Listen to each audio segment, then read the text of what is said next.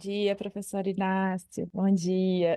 Dia, Aline. Bom dia, amigas. Bom dia. Bem, nós vamos começar hoje, quer dizer, a gente já começou, mas agora a gente tem a nossa conferência, né, especial do professor Inácio Malho. O professor, né, nos dá a honra, né, aqui no nosso instituto. Professor, para nós é uma grande alegria, né, tê-lo aqui conosco. O professor, vou só falar um pouquinho aqui, né, para que vocês possam conhecê-lo. Ele é membro do Conselho Diretivo da Rede Bioética da Unesco. É porque o currículo dele é muito grande, tá, gente? Eu só vou falar um pouquinho aqui, tá?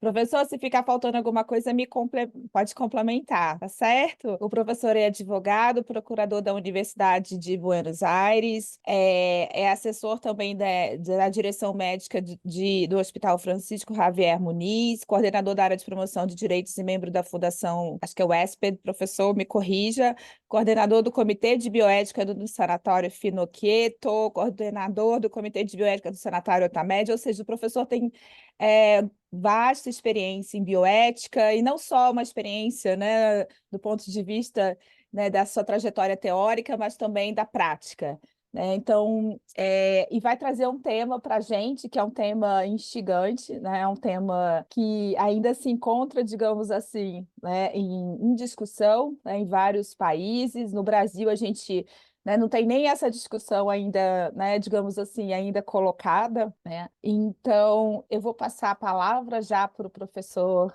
Inácio Malho, que também, né, é um querido amigo, e agradeço muitíssimo a sua presença. A Raquel aqui, professor do apoio, ela que é a nossa especialista em espanhol, mas o professor entende bem, né, o que a gente está falando, o que eu estou falando, ele também vai falar com vocês, né, de uma forma devagar, e eventualmente a gente está no chat também, né, para prestar qualquer apoio, tá? Então, já passo a palavra, professor Inácio, mas muito obrigada por estar aqui conosco nessa manhã. Muito obrigada. Obrigado, Aline. Para mim, bom dia. É um prazer com você. Mas eu quero agradecer a Aline, pedir desculpas porque não falo português, apenas um pouquinho de portunhol, não? Mas eu vou a falar, vou tentar falar devagar, sim? Pode compartilhar a apresentação agora, sim? Sí, profesor, tranquilo, puede compartir. Muchas gracias. Un gusto tenerlo acá. Bom dia, Raquel. Buenos días. Bienvenido. Obrigado por todo tu aporte, Estamos, obrigado ao Instituto Brasileiro de Direito de Paciente, uma grande iniciativa, não? Vou pegar como apresentação. Um minuto, por favor. licença, professor. Pessoal, se vocês não estiverem conseguindo visualizar a legenda, vocês podem ativá-la manualmente. Eu não sei se vocês conseguem visualizar, para também ser um auxílio, mas o professor vai falar de maneira bem Ok, espaçada, né?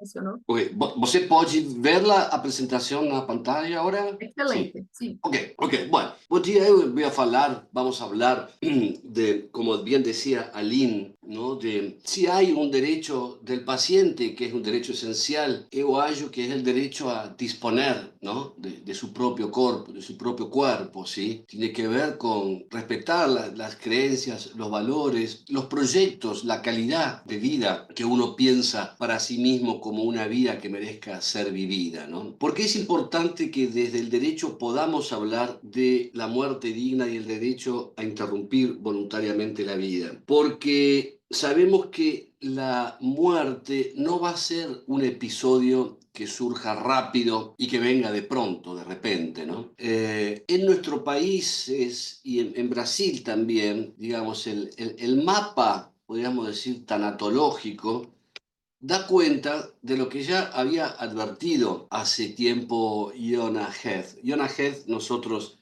siempre la recomendamos porque para nosotros es un horizonte, ¿sí? Y ella con gran lucidez decía que aquel sueño, ¿sí? De la salud pública, de tener una vida larga y saludable, seguida de una rápida y fácil muerte, está aún hoy lejana. Aproximadamente el 75% de brasileras y brasileños va a morir de una condición crónica avanzada, es decir, donde va a haber situaciones hacia el final de la vida de múltiples complicaciones, enfermedades, comorbilidades, que requieren a veces una intensificación, digamos, de las alternativas médicas y de las alternativas terapéuticas. Pero ¿por qué nos cuesta tanto a mí hablar de la muerte y hablar sobre los derechos en el final de la vida? Yo no conozco en detalle qué está pasando allí en Brasil, pero en Argentina nos cuesta mucho hablar de la muerte, a tal punto, no sé si se llega a ver esta, no puedo correr esta presentación, ¿no? Ahí está. Fíjense que allí dice, ¿no? Un niño, un garoto le dice al padre, ¿no? ¿Cómo se hace para vivir tranquilo sabiendo que nos vamos a morir, papá? Cambiando de tema, dice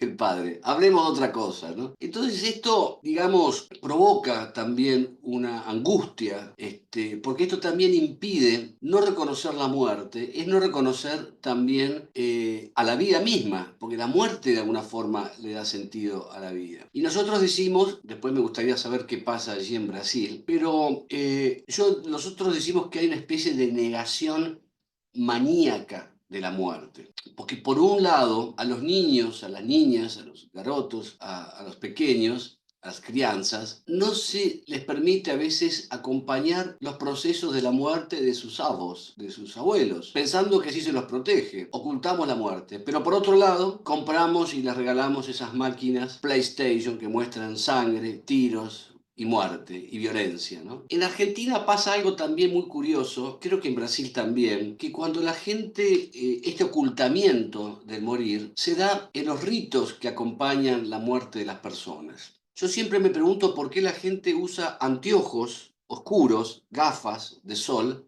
en los sepelios, en los cementerios. ¿Por qué? ¿Por qué ocultan sus lágrimas? ¿Por qué ocultan su tristeza? Es natural que alguien sienta esa lejanía cuando se va un ser querido. A tal punto tenemos esta negación maníaca de la muerte que se ha desarrollado una habilidad, una especialidad que se llama maquillaje cadavérico. No sé esto cómo se podrá decir en portugués, pero el maquillaje es cuando las mujeres sí se pintan, se ponen bonitas, ¿no? Entonces a los muertos, a las mujeres se las pinta los labios, ¿sí? Los ojos, a los hombres se los afeita, ¿sí? Para que no parezcan muertos, se le ponen ropa linda, ¿sí? Y esto, claro, genera también angustia, porque esto impide muchas veces situaciones fundamentales que tienen que ver con el derecho a duelar, derecho al duelo. Y el derecho al duelo es un derecho fundamental también, porque un duelo bien hecho es un duelo que minimiza las consecuencias traumáticas de la muerte. Entonces, para nosotros también es muy importante, nosotros recurrimos mucho como a Lynn también, que es una gran doctora en derecho, recurrimos muchas veces a la literatura también, ¿no? En el sentido de explicar estos fenómenos. Ahora después voy a dar algunas referencias sobre la literatura, pero esto se da en el ámbito de la medicina también. Nosotros cuando hay aquí una experta en lingüística, en semiótica, que empezó a estudiar historias clínicas de los pacientes para saber cómo la gente moría, cómo el discurso médico, ¿sí? Ese modelo médico hegemónico, documentaba las muertes y se encontró con una gran sorpresa. También a mí me gustaría saber si esto acontece en Brasil. La palabra muerte no aparecía en las historias clínicas. Aparecían dos formas de significarla. Una a través de la palabra óbito, que es una palabra espantosa, horrorosa. Y la otra era unas palabras que decían no respondiendo a las maniobras de reanimación. Lo cual llamó la atención también, porque primero es la desresponsabilización de la muerte, porque el que no responde es el paciente, yo no tengo nada que ver con su muerte, no respondió. Y por otro lado, la palabra resucitación o reanimación, ¿no? Ahora que estamos cerca de las Pascuas, la única persona con posibilidad de resucitar puede ser Jesús, Dios, Mahoma, en quien ustedes puedan creer, pero no hombres y mujeres que usan guardapolvos blancos. Entonces esta es otra situación también, que en la medicina hay una suerte de ocultamiento de la muerte, del morir, y es más, muchas veces la muerte se plantea como un fracaso de la medicina, ¿no? Y esto claramente es todo un tema. Nosotros teníamos expectativa que médicos y médicas jóvenes, con una cultura más progresista, podían cambiar esta forma de pensar la muerte en la medicina. Fíjense que Discúlpeme, voy antes a la literatura. Pero lamentablemente esto tiene tanta influencia cultural y tanta deformación profesional que aún hoy continúa ocultándose la muerte y el morir en la vida, en la sociedad, en la comunidad y lo que es peor aún, en la medicina misma. Como les decía antes, nosotros recurrimos a la literatura y en nuestro caso a Jorge Luis Borges. Y fíjense él con qué contundencia y con qué nivel de poesía significaba la muerte. Él decía, la muerte es vida vivida, la vida es muerte que viene. El tiempo está viviéndome, ¿no? Esta conexión necesaria entre la vida y la muerte. Sin muerte no hay vida y sin vida no hay muerte. Y sin muerte no hay vida. Y fíjense esto, ¿no? Él decía, seguro de mi vida y de mi muerte, miro a los ambiciosos y quisiera entenderlos, ¿no? Fíjense, qué formas maravillosas de expresar la necesidad de pensar que la muerte debe ser nuestra amiga y no nuestra enemiga. Entonces el derecho al final de la vida, yo si les pregunto a cada una de ustedes, ¿qué prefieren morir? ¿Rodeada de aparatos o rodeada de afectos, rodeada de amor? Estas son las alternativas que hoy se están jugando, por lo menos en Argentina y creo que también en Brasil. Como les decía antes, nosotros teníamos la expectativa de que los médicos jóvenes pudiesen cambiar un poco esta historia. Ya hace 10 años atrás, la primera encuesta que se hizo a más de 1000 y pico de médicos jóvenes, fíjense qué interesante, porque 9 de cada 10, ellos decían, yo no quiero empecinamiento terapéutico, o encarnizamiento terapéutico, como se llama, no quiero reanimación, déjenme morir en paz. Bueno, esto fue algo muy positivo, pero cuando se avanzaron los estudios cualitativos, esos mismos médicos no imponían su estilo y sus convicciones a los pacientes, sino que continuaban con esa deformación profesional en cuanto a intentar curar lo incurable. Yo les pregunto, queridas amigas, ¿dónde está la dignidad en intentar tratar de curar lo incurable? Ese es un despojo de la dignidad, es una contrariedad al sentido mismo de la humanidad. Pero también sabemos que este empecinamiento terapéutico no solo es una violación de un derecho individual, como el derecho a respetar la autonomía, el derecho a la libertad, el derecho a disponer del propio cuerpo, sino que también es un problema de salud pública, es un problema de equidad. Hace muchos años atrás en Argentina vino la ministra de Salud de Saudi, de Finlandia, uno de los países más solidarios del mundo. Y ella dijo, nosotros nos dimos cuenta que teníamos que cambiar nuestras políticas sanitarias cuando vimos que el 60% de nuestro presupuesto se gastaba en los últimos 30 días de vida de las personas.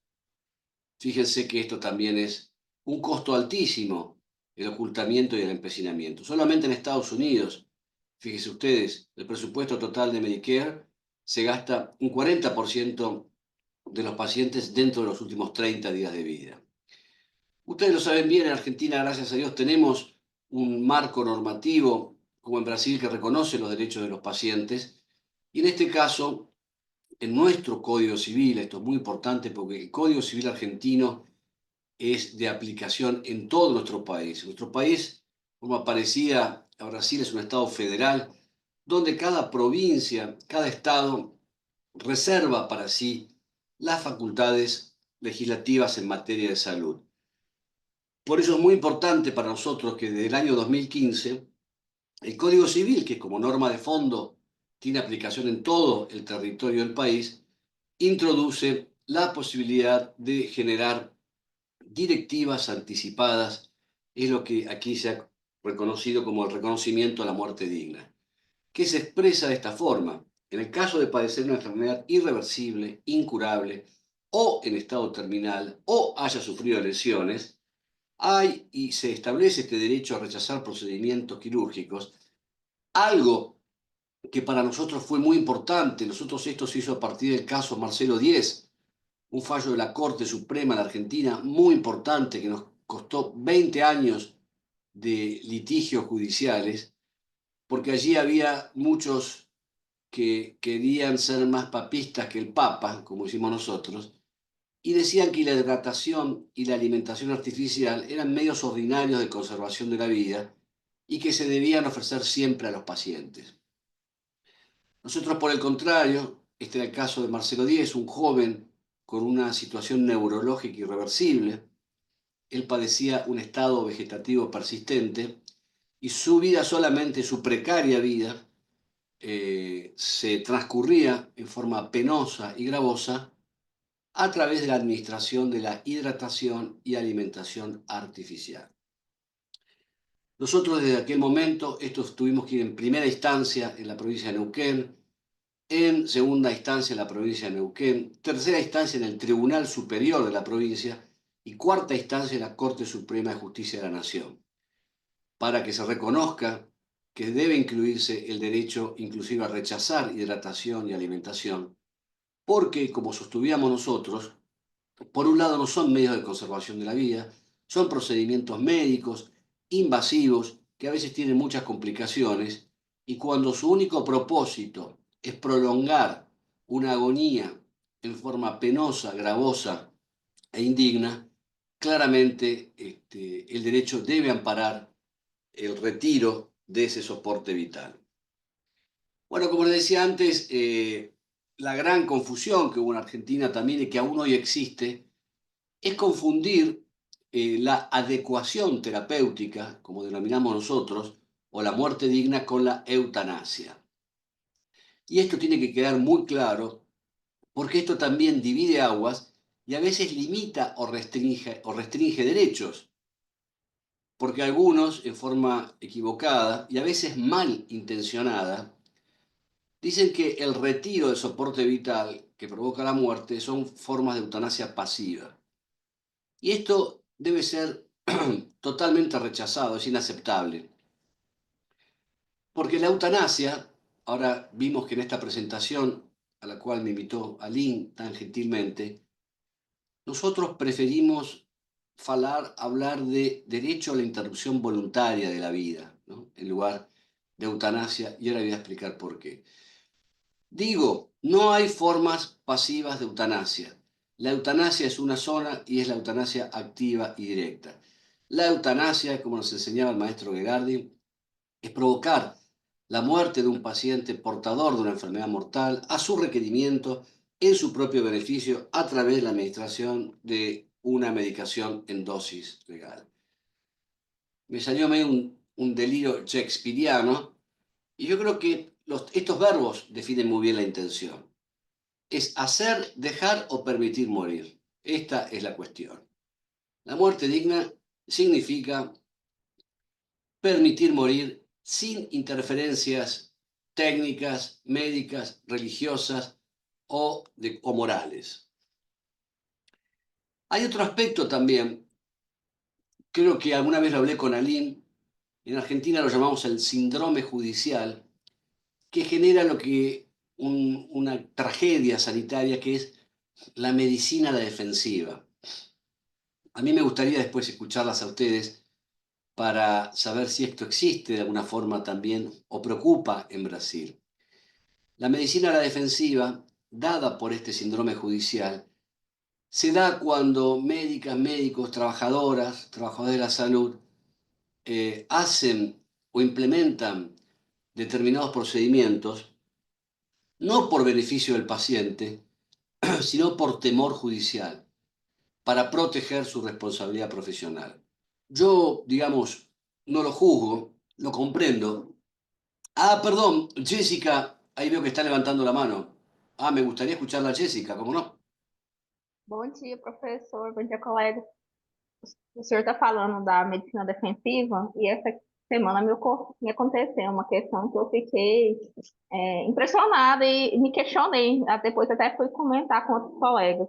Por favor, fala devagar, por favor. Ah, sim. Me aconteceu uma coisa diferente E eu fiquei impressionada e precisei até de trocar uma ideia com outros colegas depois. Eu estava numa palestra e o palestrante orientou os médicos que, em caso, no procedimento cirúrgico, se houver algum evento adverso, para ele parar a cirurgia e pedir que alguém filme para provar, para que ele produza uma prova que o resultado foi decorrente daquele evento inesperado que aconteceu dentro de um procedimento cirúrgico. Aquilo me causou uma angústia muito grande, porque, Devagar, por favor. desculpa, professor, eu falo rápido. Mm. Isso me causou angústia, porque eu me questionei como que um profissional vai parar a cirurgia para filmar, produzir uma prova, em vez de prestar assistência. Não sei se eu consegui me fazer entender, falo rápido. Sí, conseguí. Sí, Conseguiu, Aline. professor? Conseguiu? Então tá. Sí, yo acho que es una situación terrible para cirugía para obtener la prueba, la cosa probatoria, ¿no? Para cirugía filma. Bueno, muy obrigado, Jessica. Muy ejemplo, ¿no? De la medicina defensiva, o sea que acontece también en Brasil, ¿sí? Fíjate, Jessica, que esta cosa la pintó muy bien Beckett. ¿Recuerdan a Beckett, el poeta, el dramaturgo? Fíjense él cómo dice esto, ¿no? Cuando no pueden ya digerir, les meten un tubo en el esófago o en el recto y les entonelan papilla vitaminizada. Se trata de no tener un homicidio sobre la espalda, ¿no? Fíjese qué forma tremenda, ¿sí?, de pintar estas situaciones de la medicina a la defensiva. Pero también nosotros recurrimos siempre a la literatura. Fíjense que en realidad lo único que nos separa de la muerte es el tiempo, ¿no? En realidad los temores deberían aplacarse. Y les quiero contar algo, una historia que a mí... ¿Eu voy falando bien? ¿Se va comprendiendo, Aline? Sim, você vai compreendendo, sim. Ok. Tá despacio. E se Despacio, professor, disculpa. isso, se necessitem, em alguns momentos, eu posso tentar fazer uma tradução, se quieres. Sí, Depois, sí. se alguém quer interagir, se quer dizer algo, alguma coisa, eu posso tentar. As legendas estão ativadas. Licença, vocês estão conseguindo ver as legendas, pessoal? Ah, tá. Quem não estiver conseguindo, licença, professor. Quem não estiver conseguindo, tenta ativar. No canto direito inferior tem ocultar legendas e ativar legendas. E aí vocês colocam, conseguem ativar, tanto no dispositivo, no celular, quanto no computador. Pronto. Graças, professor. No, obrigado. Quería contar una historia. Todas saben de Albert Einstein, el máximo cerebro contemporáneo, físico, la persona quizás más inteligente de los últimos tiempos. En 1948, Einstein sufre la rotura de la aorta abdominal, una situación muy grave, por lo cual él fue operado y le salvaron la vida. Esto fue en el año 48. 7 años después, en 1955, Einstein sufre el mismo episodio, la rotura de la aorta abdominal. Por supuesto lo internan, estaba grave, y lo tenían que operar, hacer una cirugía para salvarle la vida. Pero Einstein ya estaba cansado y él dijo, no, mire, no quiero. La familia, los médicos se imaginan, Einstein, la persona más inteligente del mundo, ¿cómo no te querés operar? Te vas a morir. Y él insistió y él dijo, yo sé que me voy a morir. Y fíjense qué lindo esto que escribió Einstein. Él dijo, quiero irme cuando quiero. Es de mal gusto prolongar artificialmente la vida. Hice mi parte. Es hora de irse y lo haré con elegancia. Yo creo que es uno de los ejemplos más hermosos de directiva anticipada y de muerte digna, estas pocas palabras que escribió Albert Einstein. Y también vamos a ver que muchas veces la muerte es, entre otras cosas, la misericordia del tiempo, ¿no? Y esto tanto para las personas que creen en Dios o que no creen en Dios, pero el consuelo, ¿no? La misericordia del tiempo, la posibilidad de brindar consuelo, ¿sí? Voy a volver sobre esto. Pero Nietzsche también, la literatura ayuda mucho al derecho. Fíjense que él decía y expresó también Nietzsche, en un determinado estado, Es indecente continuar viviendo. Continuar vegetando cobardemente, dependiendo de aparatos médicos, luego que el significado de la vida, el derecho a la vida se hayan perdido. Debería producir un profundo desprecio en la sociedad. Quiero morir orgullosamente cuando ya no sea posible vivir orgullosamente. Ahora bien, en la Argentina, sabemos que todavía en Brasil los debates son incipientes. En la Argentina tenemos 5 proyectos de ley para regular la eutanasia. Yo prefiero, como les dije antes, hablar de interrupción voluntaria de la vida. En nuestro país, cuando se discutió la legalización del aborto, también en aquel momento preferimos hablar del derecho a la interrupción voluntaria del embarazo, IVE, porque nos pareció que tanto aborto y ahora eutanasia son palabras que tienen, podríamos decir, una carga simbólica, social negativa. No caen bien, ya hay como una suerte de rechazo a poder conversar sobre esto. Otras personas dicen que si los pacientes tienen derecho a los cuidados paliativos, no debería existir la eutanasia. Y sin embargo, esto no es así.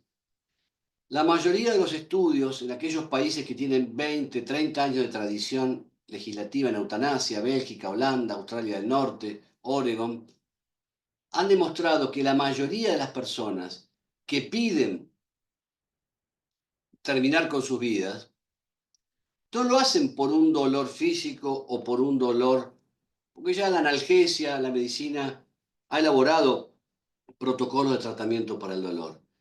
La mayoría de las personas lo hace porque tienen un sufrimiento físico, psicológico, pero espiritual, multifactorial, donde hay muchos aspectos y donde es un dolor, podríamos decir, un dolor existencial. Continuar viviendo para esas personas es un sufrimiento, es un calvario que es incompatible con un sentido mínimo de dignidad. La mayoría de las personas que piden la eutanasia manifiestan esto. Dejaron de ser personas, pérdida del ser. Es decir, perdieron sus funciones esenciales en su familia, en la sociedad, con sus amigos. Es una sensación de pérdida de dignidad. Y lo que piden es ayuda para un buen morir y para terminar con ese calvario, con ese sufrimiento. Y muchas veces, si hablamos de derecho de los pacientes, es el último derecho y es un derecho esencial. Es el último grito de libertad. Muchas personas cuando piden morir, acelerar la muerte, dicen es como tener un as en la manga, decimos nosotros, la carta en la manga. Es la posibilidad de ejercer el último derecho para controlar sus vidas. Y esto creo que tenemos que defenderlo abiertamente. También en la Argentina, ustedes saben que hay 2 formas de la eutanasia. Una es la eutanasia, que es cuando el equipo médico proporciona una medicación en dosis letal a un paciente a su requerimiento. Y la otra situación es el suicidio médicamente asistido. En realidad no hay diferencias legales, jurídicas o morales. La única diferencia está en el operador, es decir, en el caso de la eutanasia es el equipo médico quien suministra y administra la medicación, y en el caso del paciente, del suicidio asistido, es la propia persona que se administra esa medicación. También aquí tenemos que ser honestos y transparentes y decir la verdad. Cuando hablábamos del aborto decíamos que era un problema de salud pública, porque el aborto clandestino provocaba muertes indignas. Nosotros la llamábamos mistanasia y anacrotanasia, es decir, muertes producidas por abandono social y desatención médica. Anacrotanasia, porque eran muertes jóvenes, muertes antes de tiempo, de mujeres jóvenes y pobres. Y también en materia de eutanasia tenemos que decir dos cosas, y esto creo que en Brasil también puede ser así. Hay eutanasias clandestinas, aunque la ley no lo permita, pero las eutanasias clandestinas dependerán de la capacidad de bolsillo, del dinero de cada persona.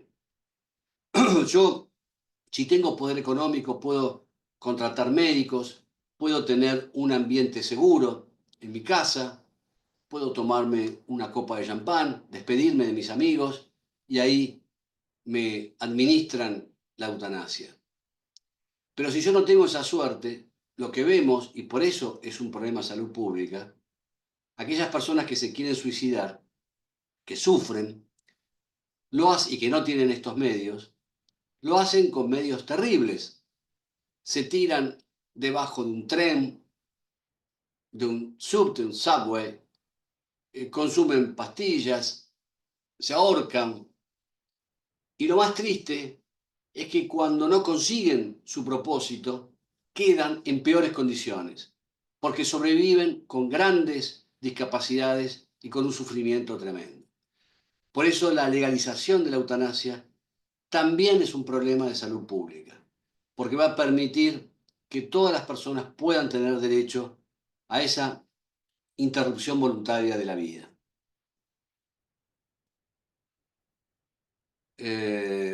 La situación en el mundo, ustedes que están en el posgrado del Instituto Brasileño de Derechos de los Pacientes saben que también hay un doble estándar moral en el mundo. Hoy en el mundo más de 200 millones de personas tienen acceso a leyes que regulan tanto la eutanasia como el suicidio asistido. Fíjense que 1 de cada 5 son norteamericanos, 2 de cada 3 australianos y todos los neozelandeses. En el sur, lamentablemente, no existe esta posibilidad, no existe este derecho, salvo en la región, en Latinoamérica, como vamos a ver ahora.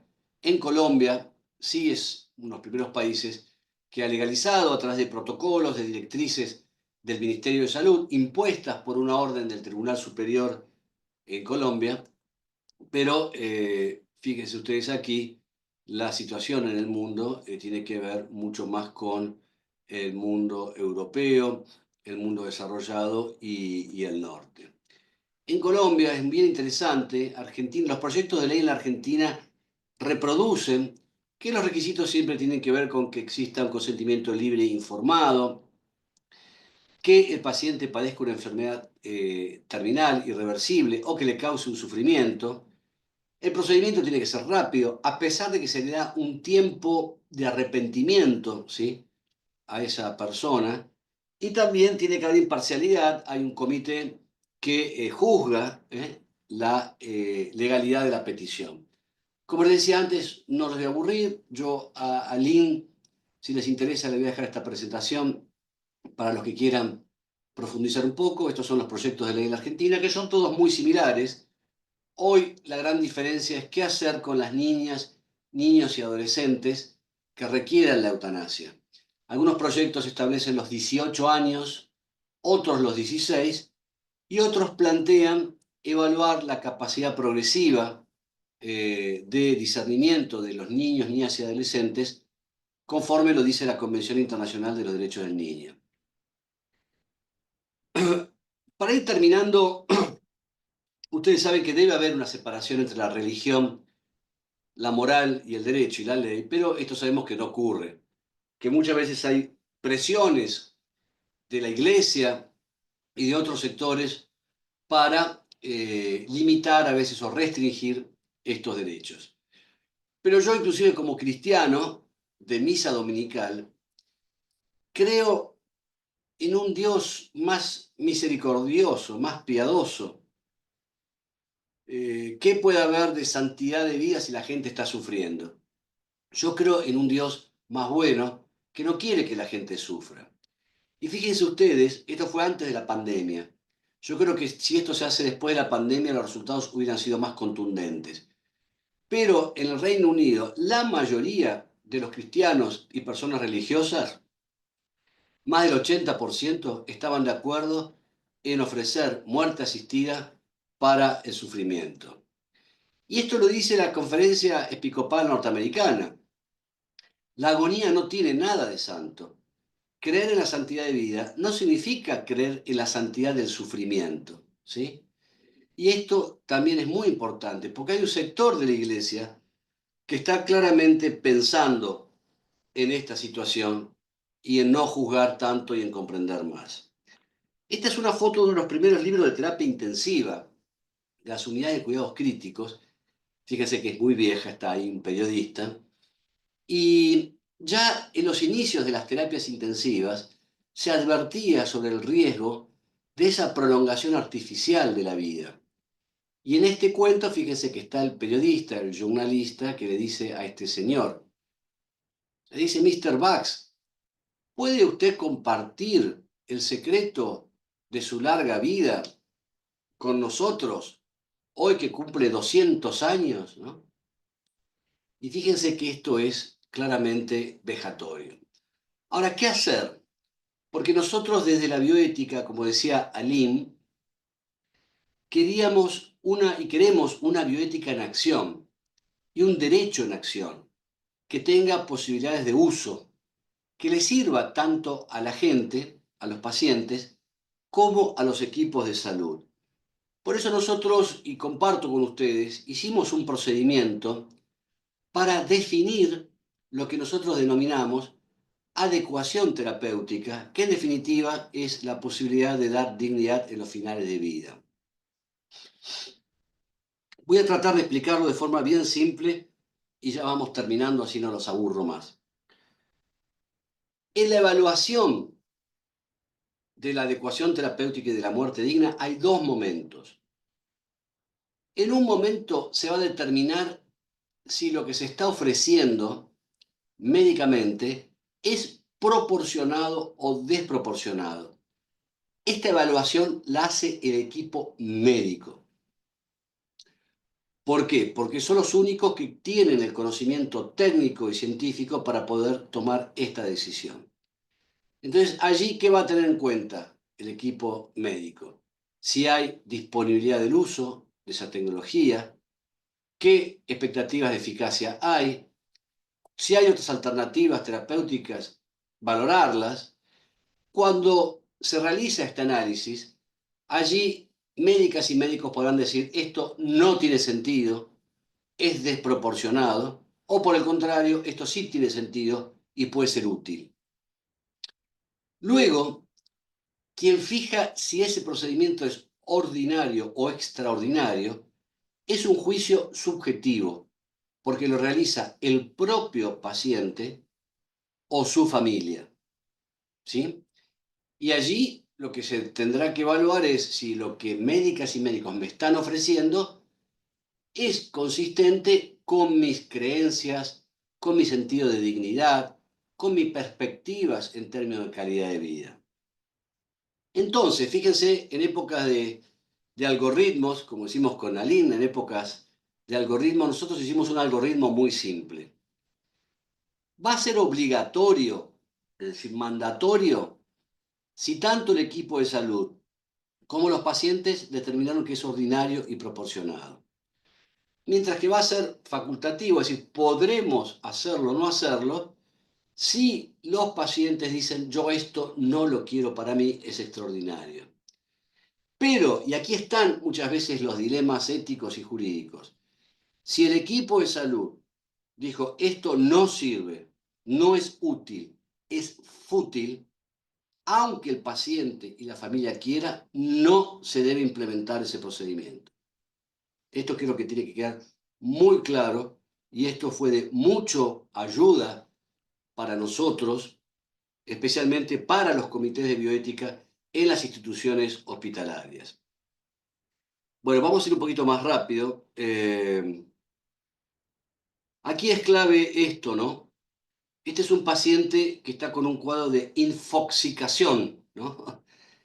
Es decir, las posibilidades de decidir en los finales de vida, las directivas anticipadas, deben ser un proceso de comunicación efectiva, ¿sí? Tiene que ser un proceso y no un acto, ¿sí? Y fíjense lo que decía ya Hipócrates hace 2500 años en aquella isla lejana de Grecia. Muchos pacientes se curan solamente con la satisfacción que les produce un médico que los escucha, alguien que los escucha. Por eso los brujos, los que hacen macumbas, tienen tantos clientes y le sacan clientes a los médicos porque ponen la oreja. Y fíjense lo que decía Krauss. El diálogo también ha sido sustituido por el monólogo. Los pacientes hoy que dicen sí y no.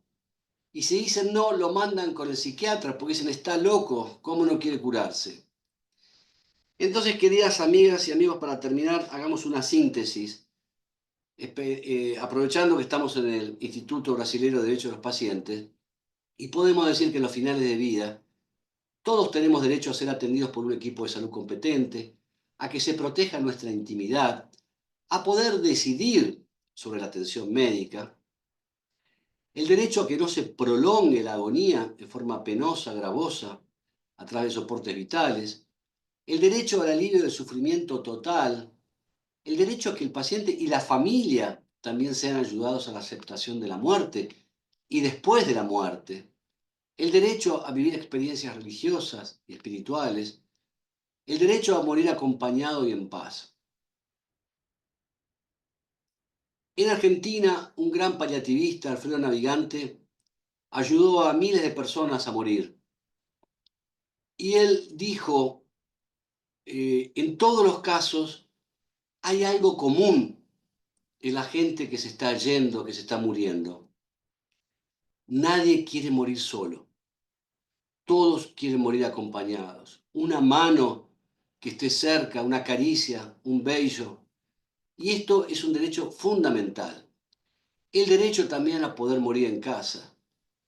Los hospitales, los sanatorios no son lugares para que la gente vaya a morir. Son lugares para que la gente intente recuperar su salud. No hace mucho tiempo atrás, 60 años, muy poco tiempo en la historia, la gente nacía y moría en sus casas, en sus propias casas. Y lo que no queremos, ustedes que estudian Derecho de los Pacientes se acordarán del caso de Nancy Cruzan, aquella mujer en Estados Unidos con un estado vegetativo persistente, solo vivía porque estaba alimentada, la familia desesperada pedía que le retiren, entonces intervino la justicia y fíjense lo que mandó la familia a escribir en su lápida, es decir, en su tumba. Hija, hermana, tía muy querida, nació el 20 de julio del 57. Murió en el 83 cuando le diagnosticaron el problema neurológico, pero recién fue enterrada en paz el 26 de diciembre del 90. 7 años pasaron cuando el juez ordenó el retiro del soporte. Entonces, como les decía antes y como decía Yonah Head, para algunos la muerte conlleva una nada eterna. Después de la muerte no hay nada. Para otros, los que creemos, puede haber una eternidad, puede haber una resurrección. Pero para ambos, los que creen y los que no creen, ambos puntos de vista tienen esa capacidad de brindar consuelo, ¿sí? Brindar paz, brindar tranquilidad.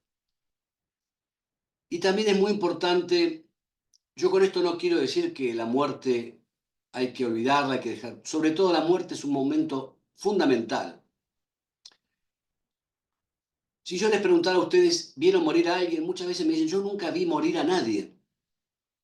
Y la muerte también es fundamental respetar el enclavamiento cultural y antropológico donde se produce la muerte. En Brasil, que tiene una biodiversidad humana, tantas etnias, también debe haber tantas muertes posibles como culturas las reciban. Y fíjense, esto es una imagen dura, pero quizás no puede haber un momento más triste, más tremendo que la muerte de un niño, un bebé, de apenas unos meses. Fíjense los padres allí cómo se despiden, el dolor en sus ojos de ese niño que pierde la vida a los pocos meses. Esto es inexplicable. Pero así todo, fíjense el modo en que culturalmente también se comprende esa muerte. Allí pasó algo. Allí no es que no pasó nada. En ese transcurrir, esos padres decidieron dar vida a otros niños. Pero allí algo pasó, algo estremece. La muerte debe estremecernos, porque es parte sustancial de la vida. Entonces, también como decía un amigo nuestro, la muerte está tan lejos como grande sea la esperanza. Y nosotras, como madres, como padres, también tenemos una gran función, que es enseñar esto a nuestros hijos, a nuestros niños, a nuestras crianzas desde chicos. Padres que no les tienen miedo a la muerte, hacen hijos que no le tienen miedo a la vida. Entonces, lo que tenemos que comprender, ninguna de nosotras eligió dónde y cómo nacer, pero cada una de nosotras, de nosotros, tenemos un derecho fundamental, que es el derecho de decidir dónde, cómo y cuándo morir. Para terminar, yo les comparto a ustedes mi testamento vital, lo que yo escribí y decidí para el final de mi vida. Fíjense lo que dice. En cualquier caso y por cualquier causa que me lleven a un estado grave de enfermedad, con pérdida de la conciencia e incapacidad para comunicarme, dar y recibir afectos. Esto para mí es ser persona. Yo dejaré de ser persona el día que pierda la capacidad para dar y recibir amor, para dar y recibir afectos. En esos casos, yo acá digo, si se hubiese implementado, rechazo la implementación de cualquier tipo de soporte vital. ¿Y qué digo aquí en segundo párrafo? Me refiero a cualquier método, sea quirúrgico, kinésico, nutricional, cuando su único objetivo sea la prolongación artificial de mi vida, de modo precario, penoso, gravoso e indigno. Aquí doy todos los argumentos legales, somos abogados de formación profesional, constitución, leyes que garantizan mi derecho. Y también, siempre las directivas anticipadas o los testamentos siempre tienen un sentido negativo, es decir, no quiero respirador, no quiero antibiótico, no quiero diálisis. Y yo aquí lo que intenté poner es algo más propositivo. Entonces lo que digo es, miren, yo quiero que mis órganos estén disponibles para investigación, para trasplantes. Fíjense aquí, yo digo, rechazo que me traigan flores. Yo a veces veo los velorios, miles y miles de dinero, de reales, de pesos en flores que se van a pudrir al poco día. Entonces yo digo, no me den flores, cambien ese valor por un gesto solidario. Compren comida para los comedores, para gente pobre, ¿sí? Y también quiero, y esto lo deseo fervientemente, aquí fíjense, quiero que me velen mis seres queridos en mi casa, en mi morada, disfrutando de buenos vinos, nuestras canciones de siempre, cantando y recordando nuestros mejores encuentros. Les adelanto que ya tengo varias cajas de vino guardadas para este evento, ¿sí? En síntesis, terminando, final, quiero morir de mi propia muerte, no la de los otros, no la que quieran imponerme, no la de los médicos, no la de los escribanos, mucho menos aún la de los jueces. Y, queridas amigas, lo que tenemos que evitar, ustedes que trabajan en el Instituto Brasileño de Derechos de los Pacientes, esto es personas que mueren con hambre de piel, fiume de piel, hambre de piel. Esto es indigno. Entonces, termino aquí, sí. Esta es una adaptación que hice de Milan Kundera, que murió hace poco. es un homenaje a todos los trabajadores, trabajadoras de la salud, del derecho, que promueven derechos en los finales de la vida, en gente que no tiene nada para darles. Por eso, esta es una adaptación, y yo digo que el acto bondadoso, el amor más pleno, alcanza su máximo esplendor cuando quien lo recibe carece de todo poder, como una persona muriente, una persona pobre, enferma. Allí es donde se expresa la mayor calidad y bondad humana, ¿sí? Bueno, muy obrigado, muchas gracias. No sé si se entendió, si se comprendió. Disculpa si falé muy rápido, ¿no? Excelente. Pero No, professor Inácio, compreendemos sim. Eu estou falando mi portunhol. oh, eu compreendo demais. Se você falar devagar, eu compreendo. Excelente, eu acho eu fiquei emocionada, acho que todas nós, né, todos nós ficamos também, porque, eu acho que o belo, né, da sua apresentação, além de trazer elementos jurídicos e de reforçar os direitos dos pacientes, mas também, o poder que você tem de nos tocar, né. Eu acho que a gente, né, foi tocada, porque, né, quando a gente é tocada, a gente alcança uma outra dimensão, né, não só essa dimensão, cognitiva, então foi excelente. Eu agradeço muitíssimo de coração todo o Instituto Brasileiro de Direito do Paciente, todas as pessoas que estão aqui conosco.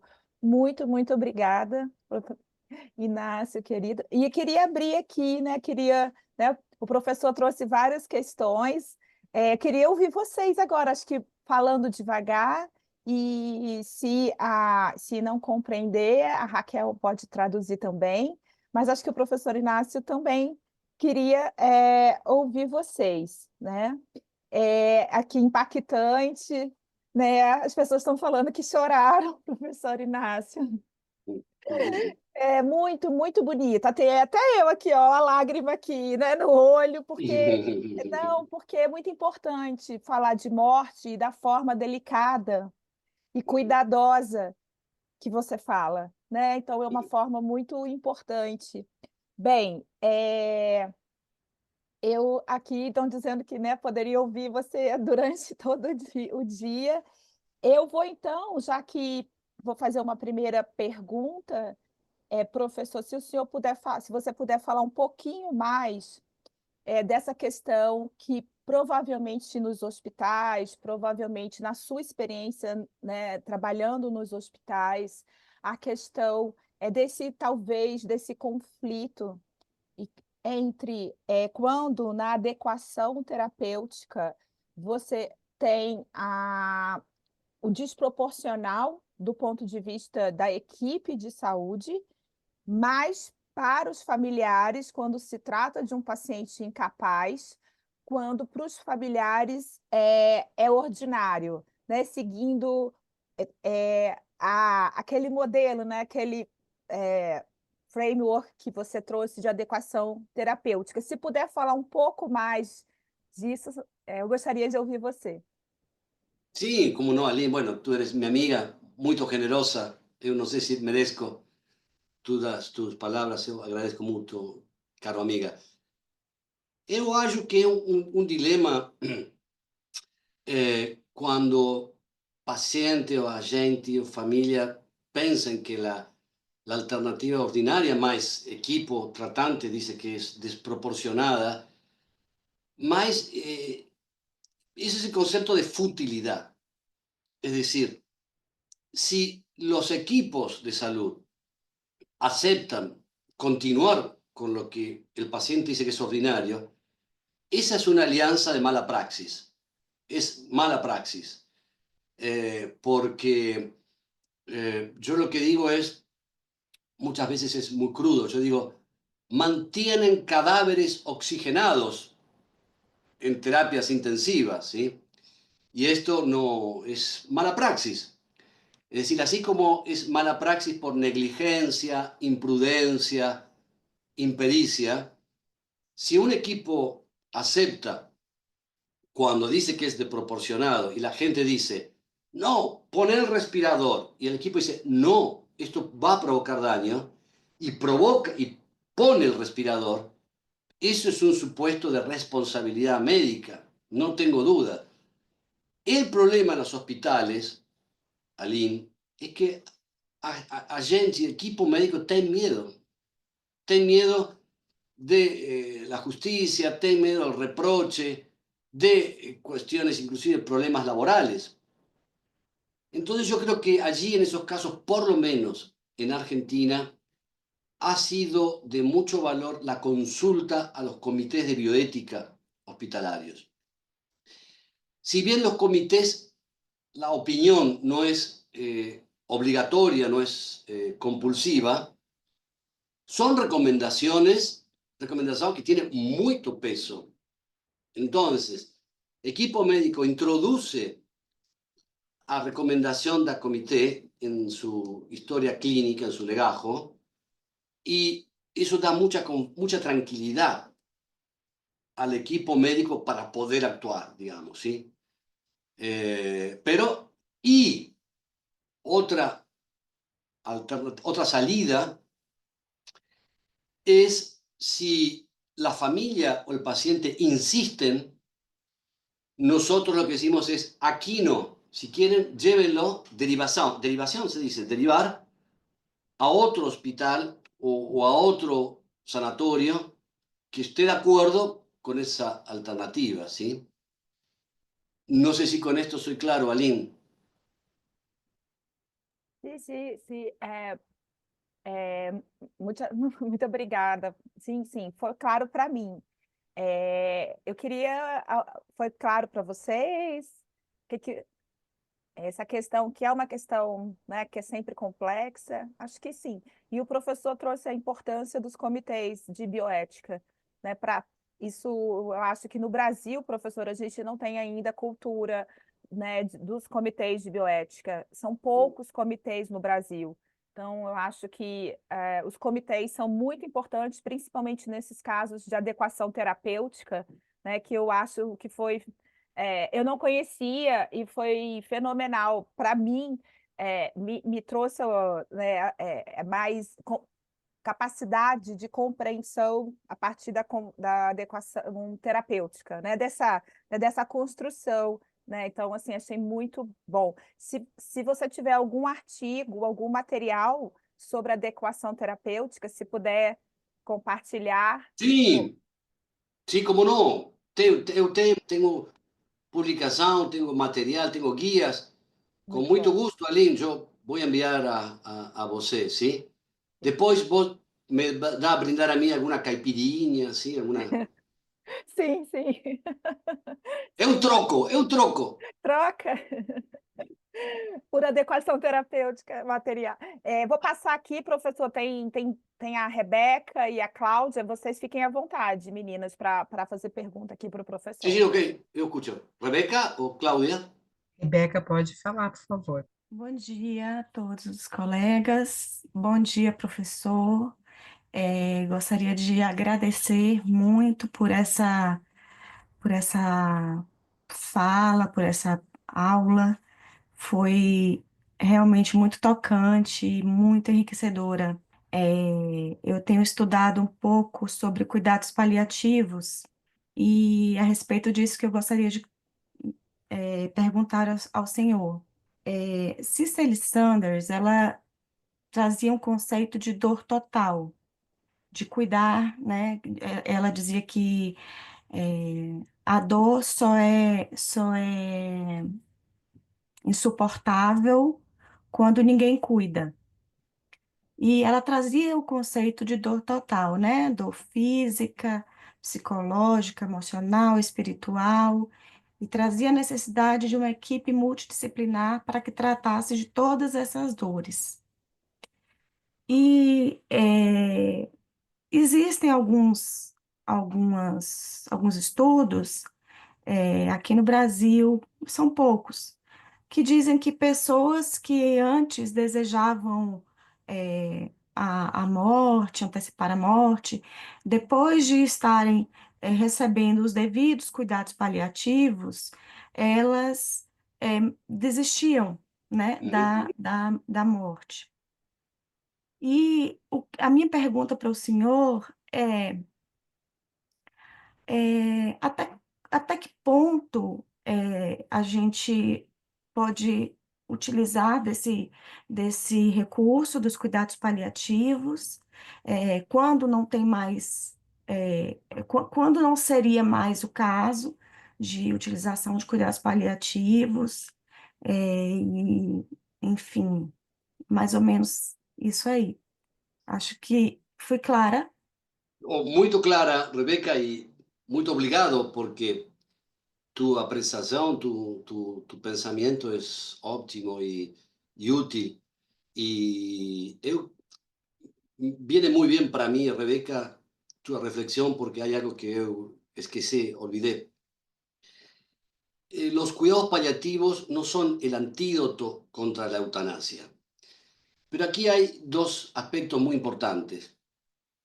Un aspecto es el derecho al cuidado paliativo y el derecho al control del dolor es un derecho humano. Esto ya está dicho por las Naciones Unidas. Y lamentablemente en Argentina, no sé Brasil, en Argentina tenemos una ley nacional que garantiza a todas las personas que requieren atención paliativa la cobertura integral, 100%. A pesar de la ley, en Argentina hay estudios que dicen que solamente 3 de 10 personas que requieren atención paliativa lo reciben. Es decir, solamente el 30% de las personas que requieren cuidados paliativos lo requieren. Ahora, a mí me gusta, Rebeca, esta reflexión que vos hacés sobre el dolor total, ¿no? El dolor total es una situación que los paliativistas la tienen muy claro y con ese enfoque multidisciplinario, multidimensional, como bien decís vos, Rebeca, en algunos casos puede ser resuelto. Pero es demasiado peso para los cuidados paliativos cuando existe este otro dolor existencial que es refractario a cualquier intervención paliativa. Entonces lo que yo digo es, hay estudios que dicen que aquellas personas que querían morir, recibieron atención paliativa, desistieron de su deseo de morir, como bien dices tú, Rebeca. Entonces yo creo que lo que hay que hacer es lo siguiente. Hay situación de dolor total, obviamente ofrecer atención paliativa porque es un derecho humano esencial. Si esa persona continúa y presenta esa pérdida del ser, esa sensación de inexistencia, esa sensación de conflicto existencial, esa persona debería tener derecho a la eutanasia. ¿Por qué? Porque pensar que los cuidados paliativos son el antídoto contra la eutanasia es dar demasiado peso sobre las espaldas de los equipos de cuidados paliativos, ¿sí? Entonces yo creo que esto es lo que tenemos que tener en cuenta. No sé, Rebeca, si fui claro. Sim, muito claro, professor. Muito obrigada. No, muy obligado. Claudia, Olá, bom dia, professor. Muito buen día. obrigada. Parece que eu e a Rebeca combinamos. A minha colocação era e é justamente sobre os cuidados paliativos. Eu atuo em hospital há mais de 30 anos, tenho visto a, uma evolução lenta, mas o quanto é importante a questão da formação, né, do médico, da equipe, na comunicação que envolva, de fato, as possibilidades terapêuticas, o cuidado paliativo. Então, juntando com a, a sua resposta e o seu comentário anterior das comissões, que comissões elas criam cultura dentro de um hospital, não só a comissão de bioética, outras, eu acompanho muitas comissões, e então a comissão e o cuidado paliativo, ele de fato é um caminho, não só para, eu não digo a desistência, mas para um enfrentamento, né, de um prognóstico ou de uma doença que não tem a cura, pautado na qualidade de vida, como também para a aceitação de não investimento. E a minha pergunta é, como o senhor tem visto esse amadurecimento, seja nos serviços ou no seu contato nas questões acadêmicas, da formação do cuidado paliativo, para que, dentro da cultura mesmo, que a própria família, muitas vezes, não entende, não está preparada.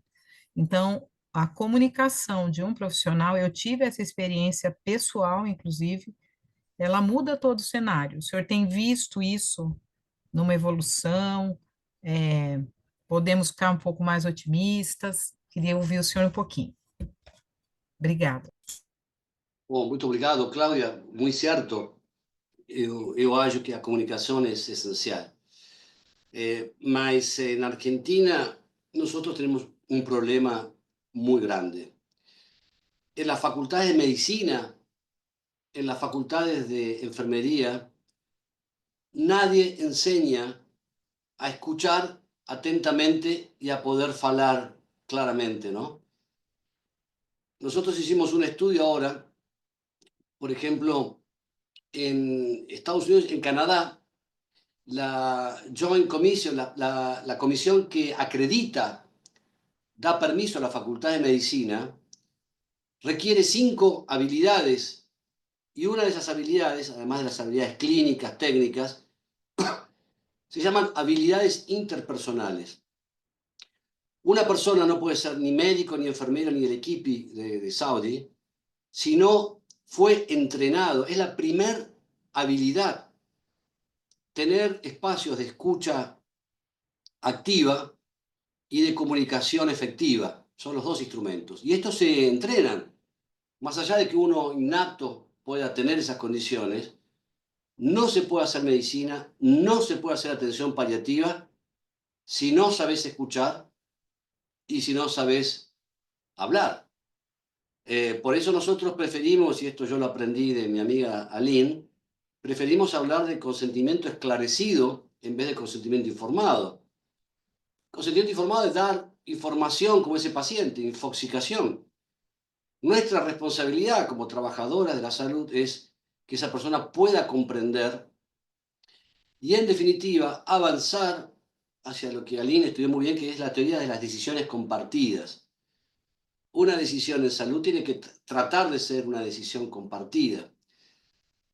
Yo creo que nos falta mucho. Argentina tiene ya mucha tradición en cuidados paliativos.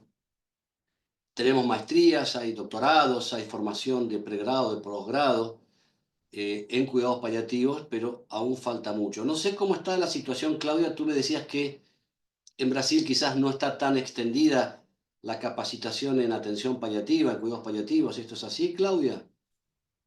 Sim, tenho percebido isso, médicos se dedicando, não tenho números, mas assim, se dedicando inclusive a essa especialização, Ah, mestrado, doutorado, para trazer isso para dentro do hospital e a própria instituição entendendo isso como um espaço importante, né, do cuidado paliativo, né? mm, Tenho visto isso em vários hospitais, não só onde eu atuo, que é um mm. grupo grande, com acreditação internacional, que puxa mesmo essa questão, mas eu tenho visto isso passos pequenos, mas é um avanço, né? Pelo menos não estamos parados.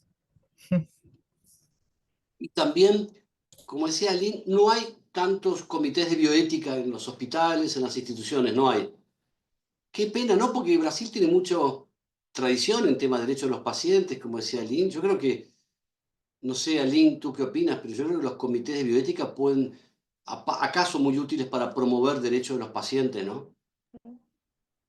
Sim, com certeza, professor. É importante para a promoção dos direitos dos pacientes, mas há muita resistência, porque o paternalismo e a força dos médicos no Brasil Claro. é muito forte. E agora, por uns anos para cá, o Conselho Federal de Medicina no Brasil tem se tornado cada vez mais, digamos assim, no meu ponto de vista, que trabalho com direitos humanos, direito do paciente mais retrógrado. Mira vos. Então a gente tem um panorama ainda muito difícil no Brasil quando a gente fala de comitê de bioética, Claro. infelizmente. Ah, bueno, hay mucho para hacer. muito para fazer, né? Mas a gente está, né, aqui, né, engajando as pessoas, né? Eu queria passar agora para Raquel. Raquel, tem alguma pergunta no chat que Sim, tem uma observação da aluna Sâmia. Professor Nacho, a Sâmia diz, poder falar sobre lo que me asusta, tener a alguien que me escuche, el derecho a una muerte digna. Lamentablemente, el Brasil es uno de los peores países para se morir, ¿sí? Apesar de que sigue sendo um grande tabu, necessitamos avançar em políticas públicas que nos acerquem a uma melhor realidade. É fundamental promover a sensibilização para fomentar uma conversação mais responsável, compassiva sobre a morte e a etapa final da vida. Ok, obrigado, Raquel. Raquel, você fala muito bem espanhol, não? No, yo aún tengo que progresar mucho, pero es siempre un gusto intentar. Estamos muy contentos, muy felices con su presencia, profesor. Oh, por favor. Yo ahora, Aline o Raquel, te voy a enviar la presentación. Si ustedes quieren, Sim. si você quer, yo envío la presentación, ¿sí? Sí, muchas gracias. Muito obrigada, muito, assim, foi uma manhã muito especial, né? É por ter você aqui conosco, professor Inácio. Estamos muito, muito felizes. Foi um começo de uma parceria, né, com o Instituto Brasileiro de Direito do Paciente, né? Eu acho que, né, estamos assim emocionadas, tocadas e também aprendemos muito, né? Muito obrigada mesmo. Foi uma manhã muito especial, acho que para todas nós, né? Para todos nós. Aline, obrigado, agradecido soy yo, un placer estar con você. Eu aspiro pronto poder darte un abrazo, basta de pantallas, abrazarte forte, Aline. Sim, sim. Em novembro, né, todos já estão convidados para o Congresso da Rede En noviembre. Latino-Americana de Bioética em novembro, que vai ser em Florianópolis, né? Já fazemos aqui já a propaganda, né?